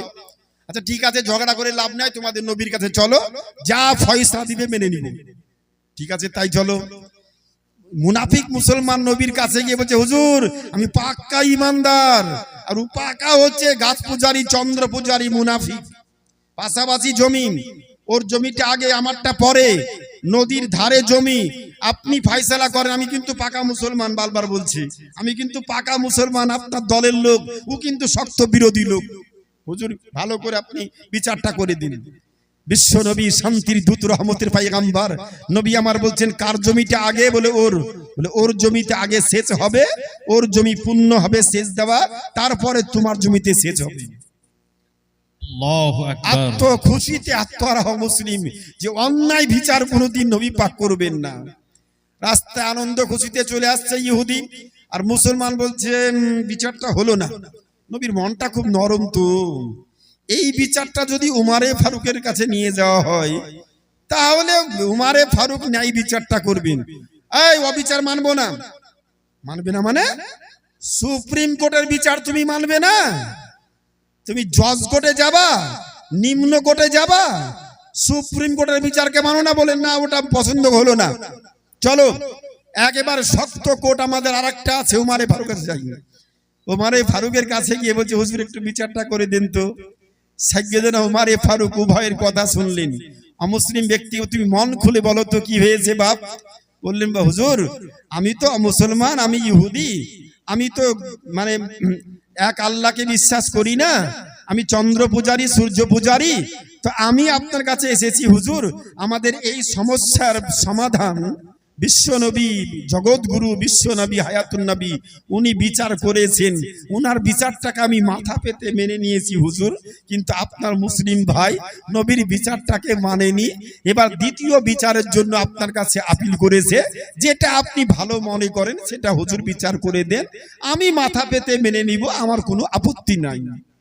ওমারে ফারুক বলছে, যে বিচার নবীর বিচারকে যে মানে না, তার বিচার উমারে ফারুকের কাছে কি বিচার হবে ও জানে না। থামো, দুজনই থামো, এক্ষুনি বিচার করব। ভিতরে ঢুকলেন, হুজরা থেকে বের হলেন, কোনো কথা না, একেবারে ধারালো ছুরি তরবারি নিয়েছে মুনাফিক মুসলমানের গড়ালো পরে চালিয়ে দিলেন। বলে, যে নবীর বিচারকে মানে না, উমারে ফারুকের কাছে কতল ছাড়া তার কোনো বিচার থাকে না। সুবহানাল্লাহ, সুবহান। अल्लाहुम्मा सल्ली अला सय्यिदिना मौलाना मलजाना गौसना गियासना तबीबाना हबीबाना व अला आलिहि व अस्हाबिहि व ज़ुर्रिय्यतिहि व अहली बैतिहि व उलमाए अहले सुन्नतिहि अजमईन। अल्लाहुम्मा रब्बना आतिना इल्मन नाफ़िआ रिज़क़न मुतक़ब्बिला बिजाहि सय्यिदिल मुरसलीन। আল্লাহ, তোমার বান্দা বান্দিরা তোমার প্রিয় বন্ধুদের সংস্পর্শতা লাভ করে যারা এখানে উপস্থিত হয়েছে, প্রত্যেকের আশাকে আল্লাহ তুমি কবুল করে নাও, প্রত্যেকের হাজরিকে সাদকায়ে জারিয়া হিসাবে কবুল করে নাও। আজকে রাত্রিখানাকে সকলের জন্য ইবাদতময় রাত্রি তৈরি করে দাও। सल्लल्लाहु तआला अला खैरि खल्क़िही मुहम्मद व आलिहि व अस्हाबिही अजमईन। सुब्हान रब्बिका रब्बिल इज्जति अम्मा यसिफून व सलामुन अलल मुरसलीन वल्हम्दुलिल्लाहि रब्बिल आलमीन। आमीन बिहक़्क़ि ला इलाहा इल्लल्लाह मुहम्मदुर रसूलुल्लाह सल्लल्लाहु तआला अलैहि वसल्लम।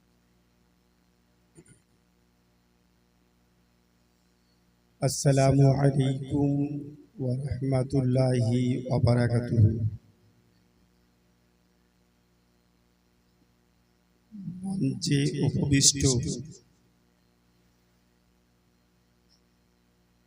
পীরে তারিকাত, রাহবারে শরিয়াত হুজুর সৈয়দ শাহ রুহুল হুদা কিরমানি মাদ্দাজিল্লাহুল আলী, মঞ্চে উপবিষ্ট পীরজাদাগণ, সেনহাসিস উলামায়ে কেরাম, শ্রদ্ধেয় মুসলিম সমাজ, শ্রদ্ধানশীলা পর্দানাসীন মাতা ও ভগ্নীগণ, আপনারা সকলেই অবগত, এই করিসুন্ডা দরবার বহু প্রাচীন ঐতিহাসিক দরবার। এখানে বহু আল্লাহর প্রিয় বান্দাগণের কদম মোবারক পড়েছে এই গ্রামে। শুধু কদম মোবারক পড়েনি, অনেকে এসেছেন, অন্যত্র চলে গিয়েছেন, আর এই গ্রামে অনেকে থেকে গিয়েছেন, এই গ্রামে আরাম করছেন বহু আল্লাহর প্রিয় বান্দাগণ। সুবহানাল্লাহ। আমি ইতিপূর্বে কয়েকবারই এসেছি, কিন্তু পার্শ্ববর্তী জায়গাগুলো দেখার সুযোগ হয়নি। আজ বাদে নামাজে মাগরিব আমি এই মাজার শরীফও জিয়ারত করলাম। সৈয়দ শাহ হুসাইন রহমাতুল্লাহ আলাইহি উনার মাজার শরীফও জিয়ারত করলাম। আমি কারো ভিটে উঁচু করার জন্য, কারো সম্মানকে উঁচু করার জন্য কোনো মঞ্চে দালালি বাড়াবাড়ি কথা বলি না, ওটা পছন্দ করি না। আপনাদের সকলের প্রিয় হুজুর সৈয়দ শাহ রুহুল হুদা মাদ্দা জিল্লাহুল আলী, ওনার সঙ্গে আমার প্রায় এদিকে 10-12 বছর হয়তো হলো ওনার সঙ্গে আমার চলাফেরা। আমি ব্যক্তি হিসাবে অ্যাজ এ ম্যান, একজন মানুষ, নবী পাক বলেছেন 1500 বছর পূর্বে তোমাদের মধ্যে ওই ব্যক্তি বেশি উত্তম যে ব্যক্তি চারিত্রিক দিক থেকে যত বেশি উত্তম, যত বেশি ভালো, সেই ব্যক্তি তত আমার নিকটে ভালো। সুবহানাল্লাহ, নারায়ে তাকবীর, নারায়ে রিসালাত। তো আল্লাহর নিকটে ওই ব্যক্তি উত্তম আল্লাযী আতকাকুম ইনদাল্লাহ,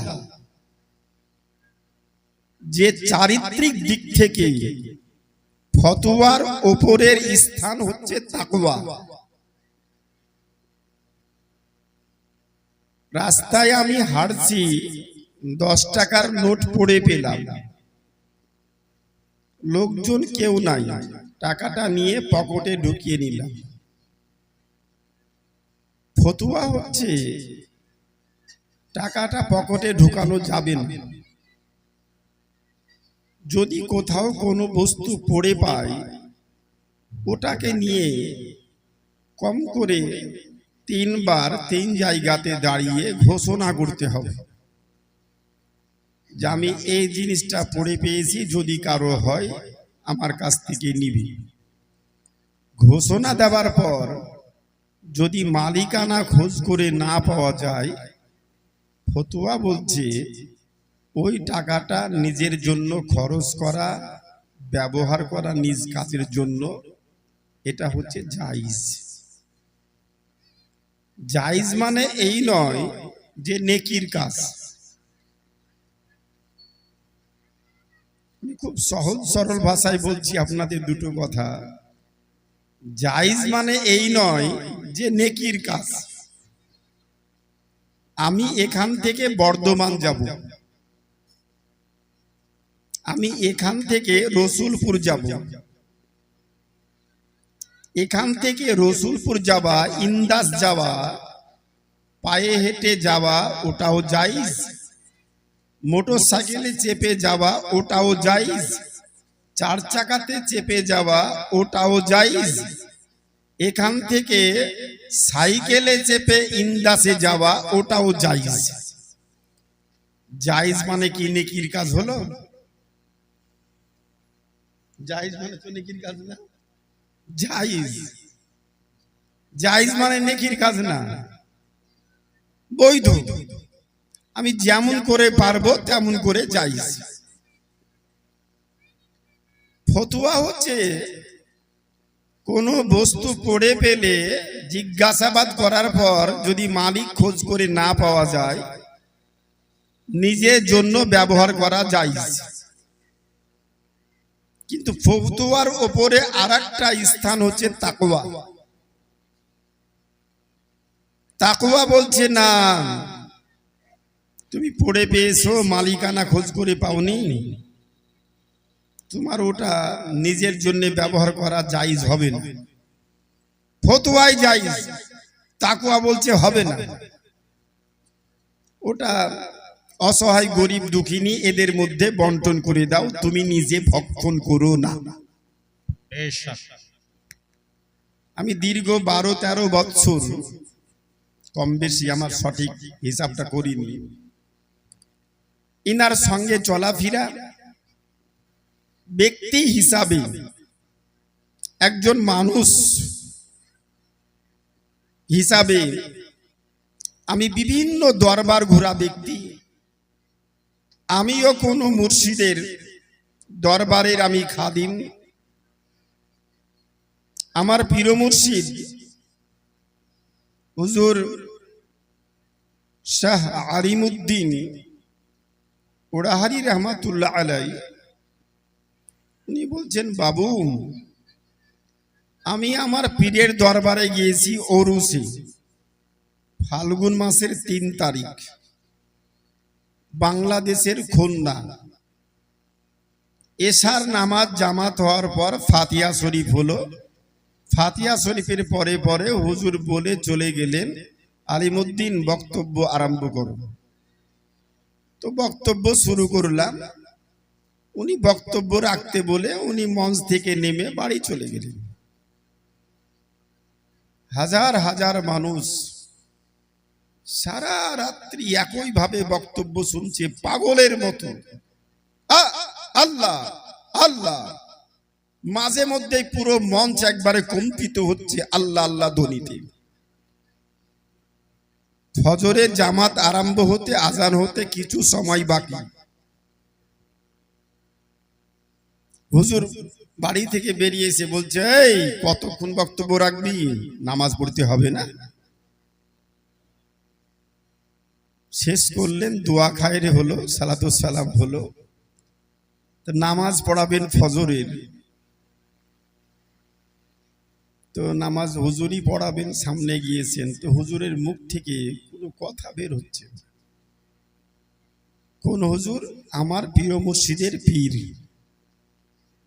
যিনি সারা রাত্রি বিছানায় ঘুমোলেন, আর মুরিদ বক্তব্য রাখলো মঞ্চে, নামাজ পড়াচ্ছেন ঘুমন্ত ব্যক্তি, আর যিনি বক্তব্য রাখলেন তিনি পিছনে। খুব গুরুত্বপূর্ণ কথা। তো নামাজ পড়াচ্ছেন ইনি, আর যিনি বক্তব্য রেখেছেন উনি তো পিছনে মুক্তাদি। তো যিনি নামাজ পড়াচ্ছেন একেবারে আওয়াজ ভেঙে চুরমার হয়ে গিয়েছে, কথা বেরোচ্ছে না। নামাজ শেষে সব ভক্তরা বলছে, হুজুর আজকে আপনার কেরাত কিছুই বুঝতে পারলাম না, কি গলা ভেঙেছে, ঠান্ডা লেগে গেছে নাকি? হুজুর বলছে, বাপ, একজন মানুষ সারা রাত্রি একই ভাবে, রাত্রি 9টা থেকে শুরু করে একেবারে সকাল 4টে পর্যন্ত এই দীর্ঘ মেয়াদি 7 ঘন্টা বক্তব্য রাখা, এত বড় লম্বা চওড়া বক্তব্য রাখলে গলা কি আর ঠিক থাকে বাপ? গলা কি আর ঠিক থাকে বাপ? আজকে জোশে পড়ে জি আলোচনা শুরু হয়েছিল, হুজুর আপনি তো বক্তব্য রাখেননি, হুজুর আপনি তো বক্তব্য রাখেননি, ভক্তরা বলছি। হুজুর বলছে, তোরা ভালো করে বক্তার দিকে তাকিয়েছিলি? সত্যি কি আমি বক্তব্য রাখিনি? সত্যি কি বক্তব্য রাখিনি? আমার পীর মুর্শিদ হুজুর ওড়াহারি আলিমউদ্দিন রহমাতুল্লাহ আলাইহি বলেন, এই থামো, আমি বক্তব্য রেখেছি তোমাদের কে বললো? আমাকে হুজুর বক্তব্য রাখ বলে চলে গেলেন, আমি তো শুধু দাঁড়িয়েছিলাম, হাত পা নাড়াতে ছিলাম। টোটাল বক্তব্য আমি কি বলেছি কিছুই জানি না। টোটাল বক্তব্য আমার মুর্শিদে বারহাক হুজুর আব্দুল আজিজ খুন্নাবী রহমাতুল্লাহ আলাইহি, উনি তো বক্তব্য রেখেছেন, উনার দেখে দেখে আমি হাত পা নাড়াচাড়া করেছি। সুবহানাল্লাহ, নারায়ে তাকবীর, নারায়ে রিসালাত, গাউস কা দামন। আমি আমার ব্যক্তিগত ধারণাই, আমি দীর্ঘ 30 বছর ধরে এই জগতের সঙ্গে যুক্ত। আমি কোন পীরের খলিফা নই, অনেক পীরের খলিফাকে দেখি তার বাড়িতে জিনে ভূতের জ্বালার শেষ নাই। দুয়া তাবিজের জন্য নিজ জাতকে বাদ দিয়ে হিন্দু ঠাকুরের কাছে গিয়ে দুয়া তাবিজ চাইছে একজন পীরে তারিকাত। ওই এত বড় বেলায়েত পেয়েছে যে নিজের বাড়িরই শয়তানি মানে ওয়াসওয়াসাকে দূর করতে পারে না। ও অমুসলিমের কাছে দ্বারস্থ হয় নিজের পরিবারকে বাঁচানোর জন্য। বহুজন পীরকে চোখে দেখলাম। হুজুর মঞ্চে আসার পরে পরে আজকে আমি সুন্দর দৃশ্য দেখলাম। সামনাসামনি কারো প্রশংসা করতে আমি রাজি হই না, বলি না। মাঝে মধ্যে যখনই আমার সঙ্গে ফোনালাপ হয়, আমি আমার চরম শ্রদ্ধার পাত্র মন থেকে তিনাকে সম্মান করি। কারণ সংসার জীবনের একটি কথা আমার ভালো ছাত্র জীবনে মনে আছে। আমরা পড়াশোনা করছি, হুজুর আসলেন। এক ভক্ত মুরিদ বলছে, হুজুর বলছে, এই বাড়িতে কাজকর্ম নাই, তোর 3 দিন আসা হলো, আর 3 দিন তুই আমার খানকাতে খাচ্ছিস আর ঘুমাচ্ছিস, বাড়ি যা। হুজুর বাড়িতে একটু স্ত্রীর সঙ্গে ঝগড়া করে এসেছি, তো তাই যেতে লজ্জা লাগছে। তো পীর ও মুর্শিদ কি জানছেন না স্ত্রীর সঙ্গে কেন ঝগড়া করে এসেছে?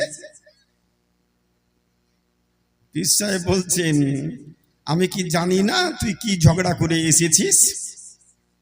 এই শোন, তুই হচ্ছিস স্বামী আর তোর স্ত্রী হচ্ছে রেহেনা। সংসার সুখ নিয়ে আসার জন্য একজন পুরুষকে মনে করতে হবে দুনিয়ার সব মেয়ে ভালো, সবার থেকে অতি উত্তম বেশি সুন্দরী। সব মেয়ে ভালো, কিন্তু তার থেকে সব থেকে বেশি সুন্দরী হচ্ছে আমার বউ। একজন স্ত্রীকে মনে করতে হবে দুনিয়ার সব পুরুষ ভালো, কিন্তু সব থেকে বেশি উত্তম, বেশি ভালো, বেশি সুন্দর পরিকাঠামো আমার স্বামী। যদি এই জায়গাতে দাঁড়িয়ে থাকতে পারে তবেই সংসারে আল্লাহর রহমত বর্ষণ হবে। ওই পরিবারে জহমত নাজিল হবে না, ওই পরিবারে শান্তি শান্তি বিরাজ করবে। বেশক, সুবহানাল্লাহ। তদ্রূপ এই দরবারে গেলাম, ওই দরবারে গেলাম, ওই দরবারে গেলাম না, এর নাম পীর মুরিদি না। দুনিয়ার সব পীর ভালো, কোন পীরের বিরুদ্ধে আমি বলবো না, কিন্তু দুনিয়ার সব পীর ভালো। সব থেকে বেশি ভালো, বেশি পাওয়ারফুল হচ্ছে আমার মুর্শিদে বারহাট। বেশক, বেশক, বেশক। আমি যার কাছে বিক্রি হয়েছি, আমি যার মুরিদ হয়েছি, যার কাছে বিক্রি হয়েছি, ইনি সবার থেকে ভালো, সবাই ভালো, কিন্তু আমার প্রিয় মুর্শিদ সব থেকে বেশি ভালো। বেশক, হক হ্যায়। এই জায়গায় মনস্থির করতে পারলেই তবেই মুর্শিদের কাছ থেকে কিছু আপনি পাবেন। আর মন আছে আমার কচুর বনে, কি হবে তোর সিংহাসনে? কচুর বনে যদি মন পড়ে থাকে, ওই দরবারে গেলাম শুধু খাসি বিরিয়ানি, ওই দরবারে গেলাম তো গরুর মাংসের বিরিয়ানি, আমার পীরের দরবারে দিলাম তো শুধু খিচুড়ি আর খিচুড়ি। একদিন মাছ মাংস দিল না, ওর দরবারে যাই নাকি? এরকম 5 কিছু ভক্তের আমদানি হয়েছে, আর কিছু 5 আইরেট কিছু পীরের আমদানি হয়েছে, যার জন্য কামেল পীরের বদনাম হচ্ছে। আর 5 ভক্তের জন্য, দরবার 4 ভক্তের জন্য ভক্ত মুরিদের বদনাম হচ্ছে। মুরিদের বদনামে পীরের বদনাম, পীরের মুরিদের সুনামে পীরের সুনাম। অতি সংক্ষিপ্ত আকারে বক্তব্যের সূচনা করব। উনি বসে আছেন মঞ্চে, আমি বিশ্বাস করি প্রথম যখন আমি আমগড়িয়াতে আসি, আমি বসে বক্তব্য রাখতাম না, দাঁড়িয়েই বক্তব্য রাখতাম না। রাত্রি একেবারে শুরু করে পুরো 4 ঘন্টা দাঁড়িয়েই বলেছিলাম।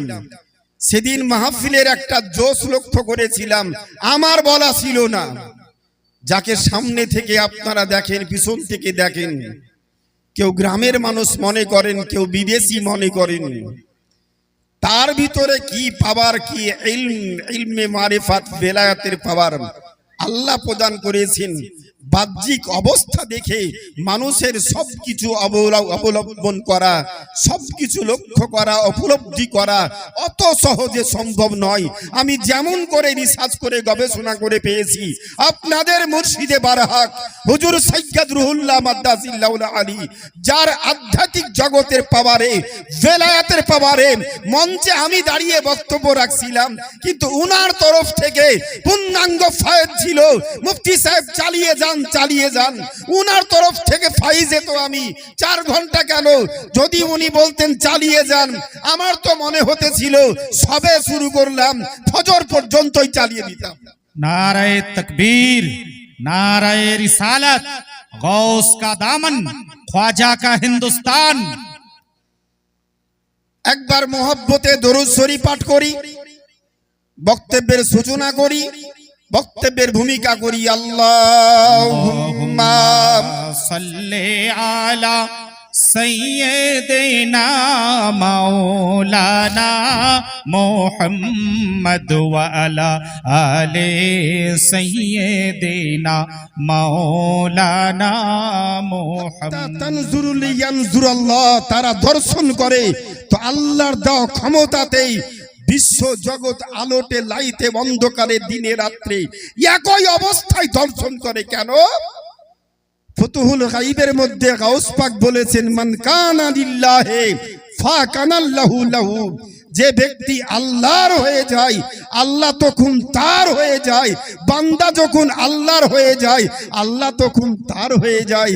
বান্দা দেখে তো দেখে, নিজের চোখ দিয়ে দেখে না, আল্লাহর দেওয়া বেলায়াতের পাওয়ারের চোখ দিয়ে বিশ্ব জগৎকে দর্শন করে। জোরে বলুন সুবহানাল্লাহ, সুবহানাল্লাহ, সুবহানাল্লাহ। আমার গাউসে সমদানি, মেহবুবে সুবহানি, পীরানে পীর আব্দুল কাদের জিলানী রহমাতুল্লাহ আলাইহির ভক্ত, 12 বছর গোলামি করছেন হুজুরের দরবারে। 5 ওয়াক্ত নামাজের জন্য ওযুর পানি সামনে এগিয়ে দেন, খিদমত করেন। রাত্রে দিনে হুজুর বলেছেন ওযুর পানি নিয়ে এসো, হুজুর ঘুমিয়ে গিয়েছেন, সারা রাত্রি পানি নিয়ে দাঁড়িয়ে। 12 বছর অতিক্রম করার পরে ভক্ত বলছে, হুজুর হুজুর, আমি আপনার বাড়িতে 12 বছর গোলামি করছি, জানতে পারলাম না, বুঝতে পারছি না, আমার যদি এই মুহূর্তে মরণ আসে হুজুর, আমি জান্নাতি না জাহান্নামী কিছুই যে বুঝতে পারছি না। গাউস পাক মেহবুবে সুবহানি পীরানে পীর আব্দুল কাদের জিলানী রহমাতুল্লাহ আলাইহি ভক্তের কথা শুনে চোখটা বন্ধ করলেন। আমরা চামড়ার চোখ দিয়ে সামনের বস্তু দেখি, অন্তর চোখ দিয়ে গোপন বস্তু দেখি। দুপুরে আপনি কি খাবার খেয়েছেন এখানে বসে সব দেখতে পাচ্ছেন না? আপনি কলকাতা দেখেছেন, চিড়িয়াখানা দেখেছেন, আপনি শহীদ মিনার দেখেছেন, আপনি কুতুব মিনার দেখেছেন, আপনি বর্ধমান স্টেশন দেখেছেন, এখান থেকে বসে বসে বললেই দেখতে পাচ্ছেন না? বাড়িতে কি খাবার খেয়েছেন দুপুরে দেখতে পাচ্ছেন না? শ্বশুর বাড়ি কোন জায়গাতে, কেমন ঘর, আপনার বাড়ি কোথায়, কটা ঘর, কটা টেবিল বাসন কোথায় আছে, এখান থেকে দেখতে পাচ্ছেন না? সামনের বস্তু দেখি, দেখা বস্তুকে দেখি। আর আল্লাহ বলা যারা হয়ে যায়, দেখা বস্তুকে যেমন দেখেন, না দেখা বস্তুকে তেমনই দেখেন। জোরে বলি সুবহানাল্লাহ। আমরা দেখা বস্তু দেখতে পাই। কলকাতা কোনোদিন যাইনি, ইডেন গার্ডেন মাঠ দেখিনি, ঘোড়া দৌড়ের মাঠ দেখিনি। আমার ছেলেকে যদি বলি এইরকম এরকম গার্ডেন মাঠ, ও কি দেখতে পাবে নাকি? যে দেখেছে সে দেখতে পাবে দূর থেকে, আর যে কোনোদিন দেখেনি যে দেখবে কেমন করে? নবী পাক পৃথিবীতে আসেননি, আসার 52 দিন পূর্বে আব্রাহা বাদশা কাবা ধ্বংস করতে এসেছিল, কাবা ঘর ধ্বংস করতে এসেছিল। ধ্বংসের পরিবর্তে সৈন্য সামন্তকে আল্লাহ আবাবিল পাখি দিয়ে ধ্বংস করেছিল। নবী পাকের জন্ম পৃথিবীতে আসার 52 দিন পূর্বের কথা। আর নবী পাকের 42 বছর 8 মাস 13 দিন বয়সে কোরআন নাজিল হচ্ছে। আল্লাহ বলছেন আলাম তারা কাইফা ফাআলা রাব্বুকা, নবী তুমি দেখোনি আমি কি করেছিলাম, কি করেছিল তোমার প্রতিপালক ওই হস্তি বাহিনীর সঙ্গে, তুমি কি দেখোনি? আচ্ছা নবীর তো জন্মই হলো না, তো নবী দেখলো কেমন করে? তাহলে আল্লাহ কি মিথ্যা কথা বললেন? আস্তাগফিরুল্লাহ নাউযুবিল্লাহ। আলাম তারা, তুমি কি দেখোনি কাইফা ফাআলা রাব্বুকা, কি করেছেন তোমার প্রতিপালক বিআসহাবিল ফিল, ওই হস্তি বাহিনীর সঙ্গে, নবী তুমি দেখোনি? আল্লাহ এখানে কি বলতে চেয়েছেন? নবীর সৃষ্টি সবার আগে, নবীর আগমন সব শেষে, নবী সব দেখেছেন, দেখে দেখাই বলেছেন, জোরে বলুন। আচ্ছা কবরে 3খানা প্রশ্ন হবে, নবী ইন্তিকাল হওয়ার পরে বলেছেন না জীবিত অবস্থায় বলেছেন? জি, নবী জীবিত অবস্থায় সাহাবায়ে কেরামদের সামনে বলেছে কবরে 3খানা প্রশ্ন হবে। প্রথম প্রশ্ন, এখানে নামাজের প্রশ্ন হবে নাকি?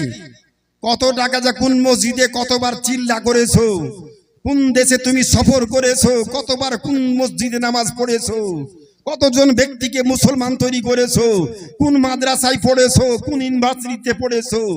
কোন ইলম কালামের প্রশ্ন হবে না, কবরে প্রশ্ন হবে ঈমানের প্রশ্ন। ঈমানের প্রশ্ন, মান রব্বুকা, তোমার রবকে? সবাই বলবে এক। চন্দ্র পূজারী, সূর্য পূজারী, পাথর পূজারী, মূর্তি পূজারী প্রত্যেকে বলবে এক এক এক এক। ফেরেশতা বলছে হলো না আল্লাহ, কোন বিপদে পড়লাম, যাচাই বাছাই করতে পারলাম না। দ্বিতীয় প্রশ্ন করো, ক্লিয়ার হয়ে যাবে। মা দীনুকা, তোমার ধর্মটা কি, জাতটা কি? দীনিয়াল ইসলাম, দীনিয়াল নাজ্জাসি, দীনিয়াল ইহুদিয়া, ইহুদি, খ্রিস্টান, হিন্দু, মুসলিম, হিন্দু অমুসলিম, বিভিন্ন দল, বিভিন্ন ধর্ম, অমুক অমুক অমুক অমুক অমুক অমুক অমুক অমুক। আল্লাহর নিকটে একমাত্র নির্বাচিত পছন্দের ধর্ম ইসলাম। ইন্নাদ দীনা ইনদাল্লাহিল ইসলাম। দ্বিতীয় নাম্বার ছাঁটাই হলো, সব বাতিল হলো। ফেরেশতা বলছে আল্লাহ, গাঁজায় টান দিয়ে কলকা ধরে চোখে টান মারছে, এক ওয়াক্ত নামাজ পড়ে না, আর জন্মের পর থেকে 60 বছর বয়স, দাড়ি গোপ কোনোদিন কাটা ছাটার নামগন্ধ নাই, উও বলছে জান্নাতি, 5 ওয়াক্ত নামাজ পড়ে উও বলছে জান্নাতি। আল্লাহ এবার কাকে শুভ সংবাদ দেব? কাকে বলবো তুমি জান্নাতের বিছানায় ঘুমিয়ে যাও, তোমাকে কেউ আর ডাকবে না? নামকা নাউমাতিল উরুস, নামকা নাউমাতিল উরুস। উরুস কথাটা এই হাদিসেই আছে, এই জায়গাতেই আছে। কবরে প্রশ্ন হওয়ার পর ফেরেশতা বলবে নামকা নাউমাতিল উরুস, ও বান্দা নববধূর নাই আরাম করে ঘুমিয়ে যাও, কিয়ামত পর্যন্ত তোমাকে কেউ ডাকবে না। নেককার বান্দা যদি হও ঘুমিয়ে যাও, জান্নাতের বিছানা বিছিয়ে দেওয়া হবে, জান্নাতের একটা টুকরো জানালা ওর কবর পর্যন্ত আল্লাহ পৌঁছে দিবেন। শুধু শান্তি আর শান্তি, শান্তি আর শান্তি। কবরে প্রশ্ন হবে 3খানা, ফেরেশতা হবে 2জনা। কোন ফেরেশতা কটা প্রশ্ন করবে? মুনকার কটা প্রশ্ন করবে, নাকির কটা প্রশ্ন করবে? 1.5খানা করে, 2খানা করে? না না। মুফাসসিরগণ বলেছেন, মুফাসসিরগণ ইবনে কাসির তাফসিরে ইবনে কাসিরের মধ্যে আল্লামা ইবনে আব্বাস বলেছেন, ইবনে আব্বাস আব্দুল্লাহ ইবনে আব্বাস বর্ণনা করেছেন, মুনকার এবং নাকির 2 ফেরেশতা প্রত্যেকের কবরে, শ্মশানে, পোপে, সব জায়গাতে হাজির হবে। সব বলবেন মান রব্বুকা, তোমার রবটাকে? মা দীনুকা, তোমার দিনটা কি? সব জায়গাতে হাজির হবে। কিন্তু প্রশ্ন কে করবে? নবী পাক বলেছেন যদি নেককার বান্দা হয়, মুনকার নামক ফেরেশতা প্রশ্ন করবে, নাকির চুপচাপ থাকবে, একটাও প্রশ্ন করবে না। 3খানা প্রশ্ন মুনকার ফেরেশতাই করবে। আর খারাপ যদি বান্দা হয় মুনকার চুপ থাকবে, নাকির প্রশ্ন করবে, তিনখানা প্রশ্ন একই করবে। কথা বোঝা গেল? নেককারের জন্য মুনকার তিনখানা প্রশ্ন করবে, বদকারের জন্য নাকির তিনখানা প্রশ্ন করবে। প্রশ্নের উত্তর যখন হয়ে যাবে বলবে নামকা নাউমাতিল উরুস, নববধূর নাই সাবে জুফাফ, বাসর ঘরে নববধূ প্রবেশ করে ওই রাত্রে ডাকার লোক যেমন কেউ থাকে না।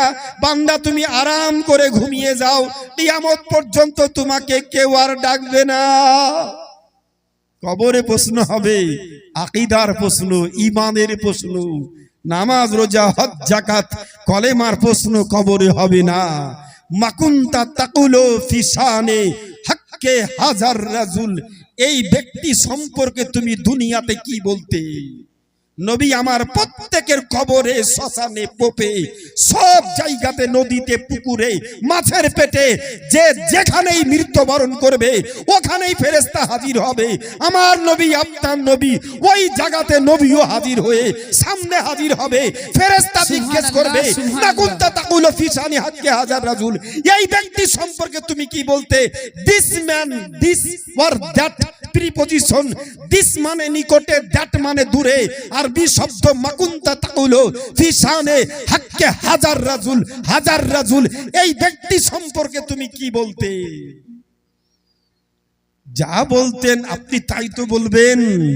কোরআন শরীফ 15 পারা সূরা বানি ইসরাইল, সূরা আসরা, আয়াত নাম্বার 15, আল্লাহ পাক বলেন ইয়াউমা নাদউ কুল্লা উনাসিম বিইমামিহিম, কাল মাহশারের প্রান্তরে প্রত্যেক মানুষকে আপন আপন কবর থেকে তোলা হবে, তার ইমামের সঙ্গে, নেতার সঙ্গে, পীরের সঙ্গে মুরিদকে তোলা হবে, ভক্তের সঙ্গে মুপীরকে তোলা হবে।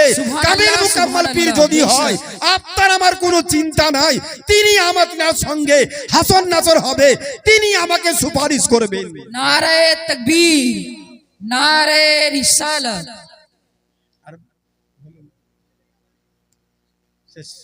না আর পারবো না,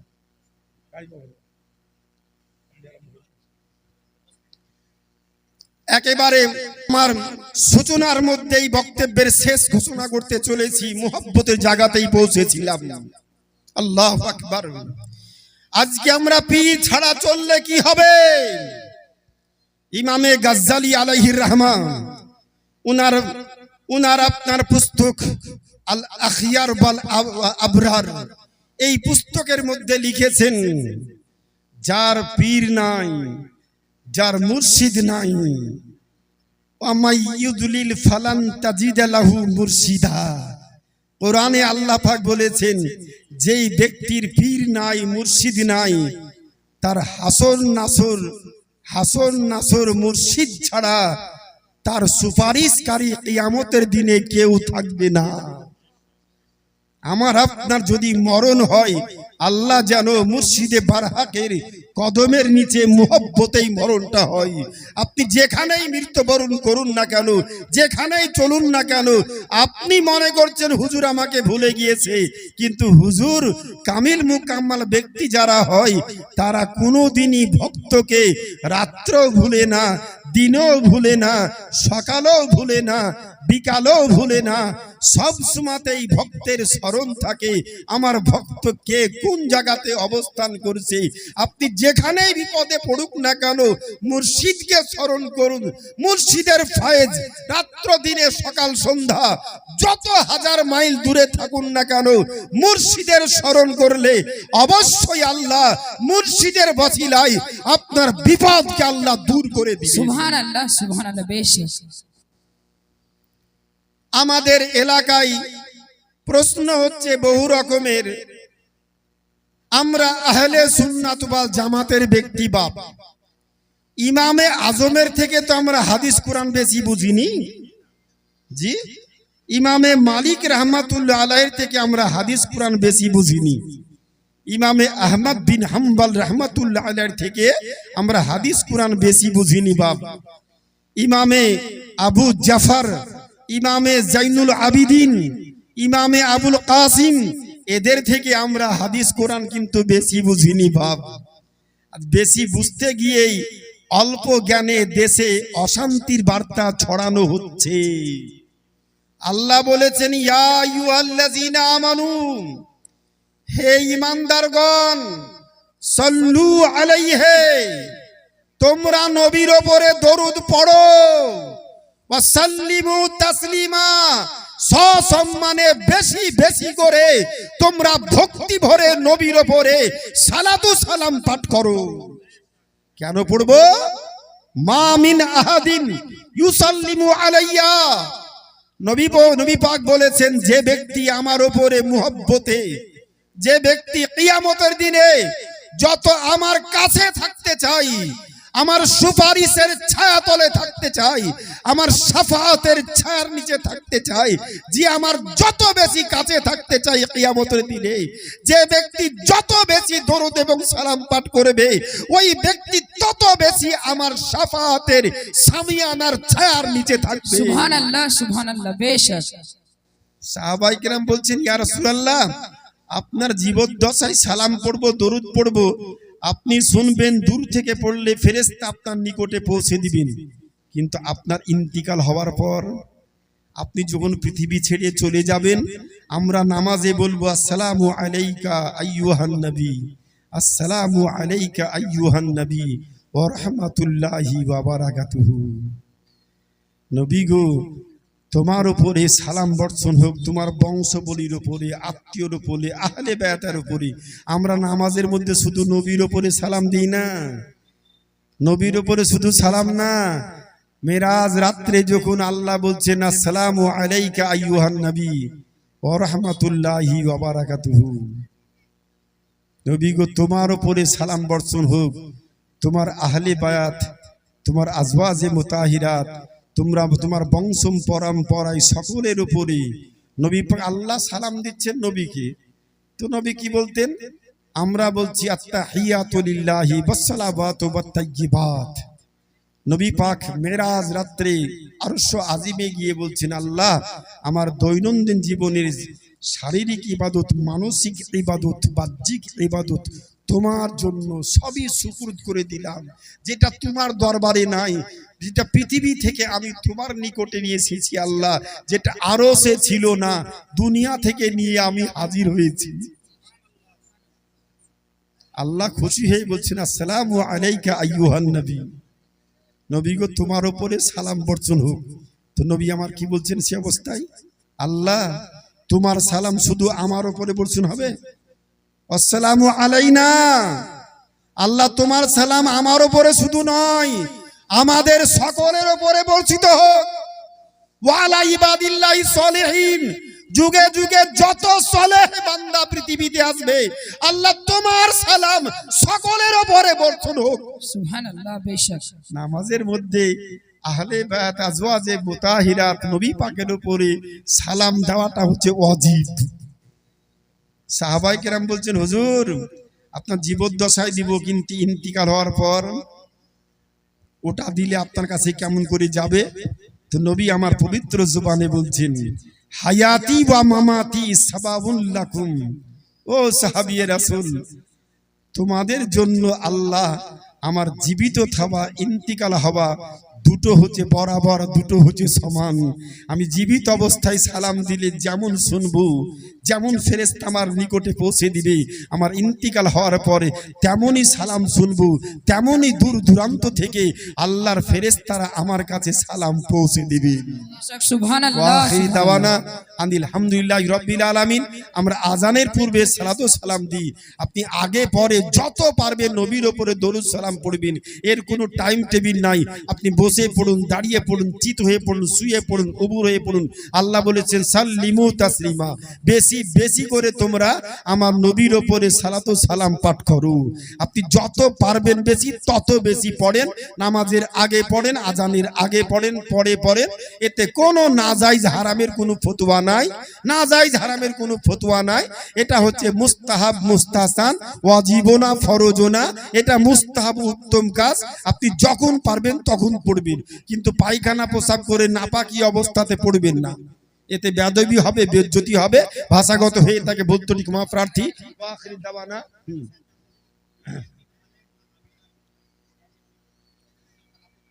আচ্ছা, এতিম হারে মা আমিনার কোলে যে গজলটি আছে, শুধু এটা সাধারণ কোনো কবির লিখা গজল না, কাজী নজরুল ইসলাম নবীর ইশক মোহব্বতে পড়ে উনি ভালো ভালো লিখনি পড়েছেন, ভালো ভালো দরুদ পড়েছেন। কে কেমন করে দরুদ লিখলো পড়লো, মানুষের লিখা কার লিখা ওটা বড় কথা নয়। কে কার উপরে দরুদটা পড়ছে, নিজের বাপের নামে পড়ছে আমি পড়বো না, আর দাদর নামে পড়ছে আমি পড়বো না। যদি নবীর নামে কেউ ভালো কথা বলে, আমি নবীর নামের খাতিরে, আউলিয়া ইকরামদের নামের খাতিরে ভালো কথা কেউ যদি লিখে আমি পড়বো, ঈমান মজবুত হবে। তার বাপের নামে পড়লে আমি পড়বো না। নারে তাকবীর। আসসালামু নারে আলাইকুম রিসালাত। ওয়া রাহমাতুল্লাহ। ভাষাগত হয়ে তাকে ভুল ত্রুটি ক্ষমা প্রার্থী। অনার অনেক ছিল, সময়ের দিকে তাকিয়ে আর বক্তব্য বাড়াতে পারলাম না, সময় একেবারে কম, এখানেই বক্তব্য শেষ করলাম। আল্লাহ আমাকে আপনাকে সকলকে ঈমান নিয়ে আহলে সুন্নাত ওয়াল জামাতের উপরে কায়েম দায়েম থেকে আউলিয়া ইকরামদের মুহাব্বত অন্তরে হৃদয়ে নিয়ে যখন যা উপদেশ করবে পীর মুর্শিদগণ, তাদের উপদেশকে মান্যতা দিয়ে আপনারা সংসার জীবন চালাবেন। আল্লাহ পরজগতে ইহ জগতে উভয় জগতে সুখ স্বাচ্ছন্দ্য দান করবেন। আশা করছি আল্লাহ যেন এই আবেদন নিবেদন কবুল করেন। সকলে মুহাব্বতে বলি আল্লাহুম্মা আমিন।